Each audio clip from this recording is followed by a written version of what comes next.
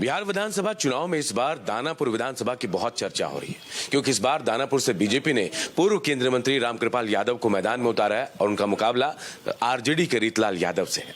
रामकृपाल यादव हमारे साथ हैं। रामकृपाल जी, कितनी बड़ी चुनौती रीतलाल यादव? कुछ नहीं चुनौती है भाई, अपराधी कोई चुनौती देगा? गुंडा बदमाश लोकतंत्र है, उसकी चुनौती हम दानापुर की जनता कर रही है, भरपूर ढंग से कर रही है। उनका जो बाहुबली है ना, धन बली, जन बली मुकाबला करेगा।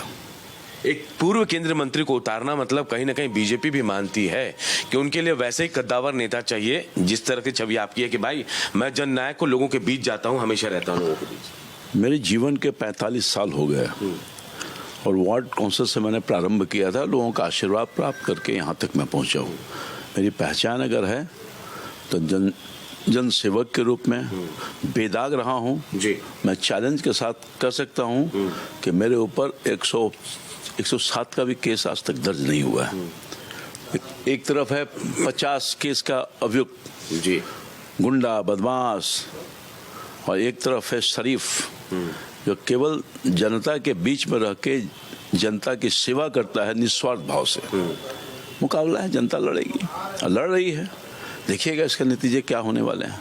जो भय और खौफ का माहौल था पूरे 5 साल तक, उसके पहले उस भय और खौफ के माहौल को मैं जनता के माध्यम से खत्म करूंगा।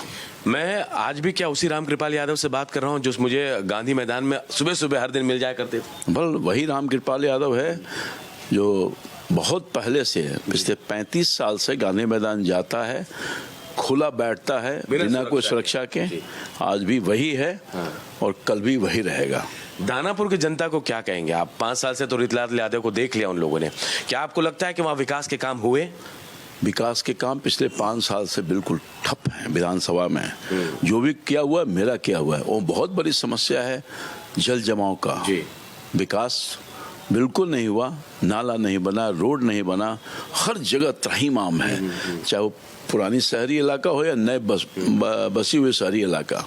तो ये सबसे पहले प्राथमिकता हमें होगी कि वहाँ जो जल जमाव से बिल्कुल त्रस्त है लोगों का जीवन, सड़कों का बदहाल है, उससे मैं निजात दिलाऊं। सबसे पहले मेरा यह काम होगा। मैं वादा करता हूं एक और दियारा का इलाका है, बहुत बड़ी आबादी है। दूसरा काम मेरा ये होगा कि वो जो पटना जिला के अंतर्गत 3 पंचायत थे, वो 3 पंचायत का जो वो चला गया है छपरा में यानी सारण में, उन 3 पंचायतों को पटना में जुड़वाएं। और माननीय उप मुख्यमंत्री जी ने मुख्यमंत्री जी के मन से जब हमारे आए थे घोषणा भी करने का काम किया है। तो ये 2 प्राथमिकता है। वहाँ पक्का पुल का निर्माण हमने करवा दिया है, काम लगा हुआ है, जुड़ जाएगा दियारा पक्का पुल से। पटना शहर से सीधे होगा, वहाँ रोड, वहाँ बिजली इत्यादि जो बेसिक दिक्कत थी वहाँ पर, आज़ादी के बाद से बिजली नहीं देखा था, सड़क नहीं था, उन सबको मैं अपने एमपी के कार्यकाल में करवा दिया हूँ। आगे भी जो आवश्यकता होगी, कटाव भी हमने वहाँ रुकवाने का काम किया। आगे और भी समस्या होगी, चाहे दानापुर के ग्रामीण इलाके में कई समस्या हैं, उन सबको भी मैं दूर करने का भरपूर प्रयास करूँगा। और जनता की सेवा में ही जिंदगी मैंने बिताई है, आगे मैं निष्ठा और ईमानदारी के साथ उनकी सेवा करता रहूंगा। मिश्रित अर्थव्यवस्था की तरह है, क्योंकि दियारा का इलाका है, ग्रामीण इलाका है, शहरी इलाका भी है, पटना से सटा हुआ, तो अलग अलग समस्याएं भी होंगी। शहर की स्थिति जाम वाली, दियारा की पानी वाली स्थिति समझ रहे हैं, ग्रामीण इलाकों में अलग चुनौतियां होती है, तीनों से निपटना होगा। निश्चित तौर पर बहुत सही कहा आपने। आपको मैं बताऊं, ये नीतीश कुमार जी की देन है कि वहाँ मेट्रो ट्रेन भी जा रहा है और वहाँ एलिवेटेड रोड भी बन रहा है। भारत सरकार और बिहार की सरकार संयुक्त रूप से उस जो ग्रेटर पटना हो गया है उसके लिए अभियान चला रहा है और योजना बना करके उसको लागू करने का काम कर रहा है। एक तरफ देखिए रीतलाल यादव जेल में, इमोशनल कार्ड खेलने की कोशिश की जा रही है।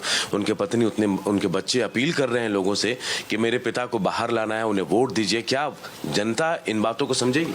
एक तरफ अभी हाल की घटना है, रंजीत यादव और दही गोप तो बहुत अच्छे समाज सेवी थे, एक मान और प्रतिष्ठा था समाज के अंतर्गत हर वर्ग में। उसकी हत्या कैसे हो गई? क्या हुआ उसमें? उस पत्नी जो रो रही है, रो रही है, आंखों से आंसू छलक रहे हैं, बहुत कम उम्र की है, वो अपने बच्चों की और अपनी ज़िंदगी की सुरक्षा का भीख मांग रही है और मेरे समर्थन में वो अपना उम्मीदवारी वापस भी करके मेरे साथ घूमने का काम कर रही है। तो एक तरफ उसके भी आंसू बह रहे हैं और ये तो सामने आ गई, ये तो सामने आ गए प्रियंका, मगर कितने ऐसे लोग हैं जिसकी मांग की सिंदूर मिट गई है, उसके आंख के आंसू आज तक नहीं साफ हुए हैं।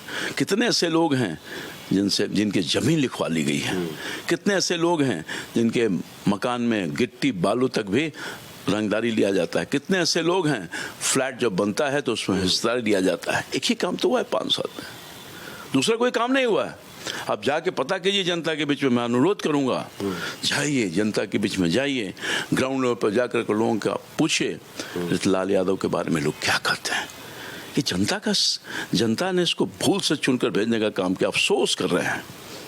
और देखिएगा वोट के चोट से 6 तारीख को समाप्त कर देगा।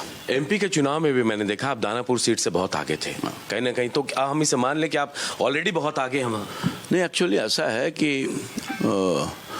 जब से मैं चुनाव लड़ता रहा हूँ लोकसभा का, 8 बार चुनाव मैंने लड़ा है और 8 बार चुनाव में हार गया लोकसभा का। मैं दानापुर के जनता ने कभी मुझे छोड़ने का काम नहीं किया है। ये बात है कि निश्चित तौर पे वहाँ का प्यार और स्नेह और विश्वास हम पर जनता ने व्यक्त किया है।